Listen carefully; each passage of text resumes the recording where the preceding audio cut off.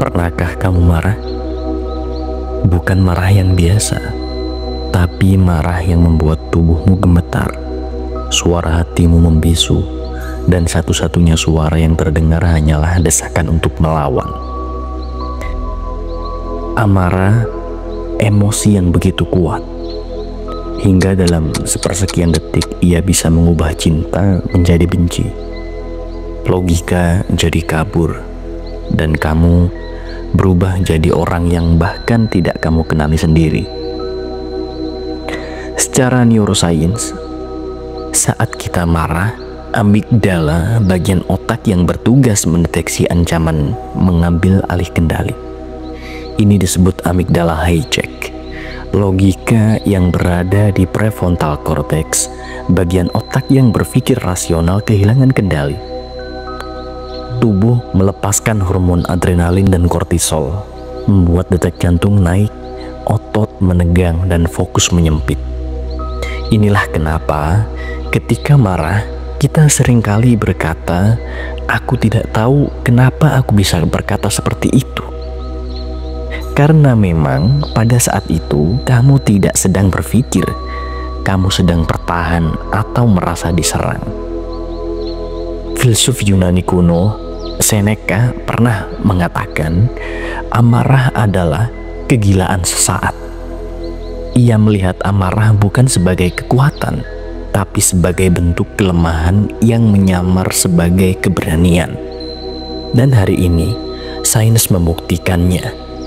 Amarah bisa membuat kita merasa berkuasa sesaat, tapi efek jangka panjangnya sangat merusak. Contoh nyata, bayangkan seorang ayah pulang kerja dalam keadaan lelah. Anaknya menumpahkan makanan.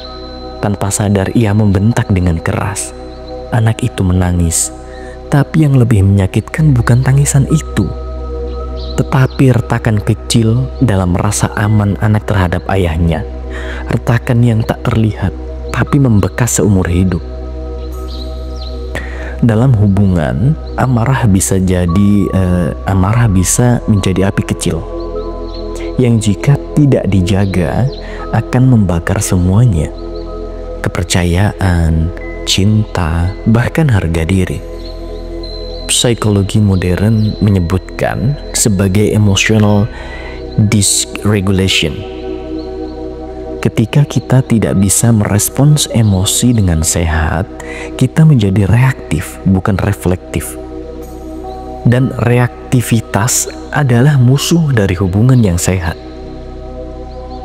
Filsuf Buddha juga pernah berkata, menyimpan amarah ibarat menggenggam bara api dengan niat melemparkannya ke orang lain, tetapi tanganmu yang pertama kali terbakar. Lalu apa yang bisa kita lakukan? Bukan menekan amarah, tapi mengakuinya, memahaminya, lalu melepaskannya secara sadar. Contoh lain, seseorang dimaki di media sosial. Dia ingin membalas, tapi ia berhenti sejenak, menulis respon, lalu menghapusnya. Bernafas, menyadari bahwa diam bukan berarti kalah, tapi menang terhadap diri sendiri. Sains berkata, dengan latihan meditasi, pernapasan sadar, dan journaling, kita bisa mengaktifkan sistem parasimpatik, bagian dari sistem saraf yang menenangkan tubuh. Kita tidak perlu membiarkan emosi sesaat menghancurkan hal-hal yang butuh waktu bertahun-tahun untuk dibangun. Amarah bisa menjadi guru jika kita memilih untuk mendengarnya, bukan mengikutinya. Amarah mengajarkan bahwa di balik kekerasan atau di balik kekerasan suara sering ada luka yang belum sembuh. Tapi bukan berarti kita harus membiarkan luka itu untuk menyakiti orang lain. Marah itu manusiawi, tapi mengendalikannya itu adalah seni menjadi manusia.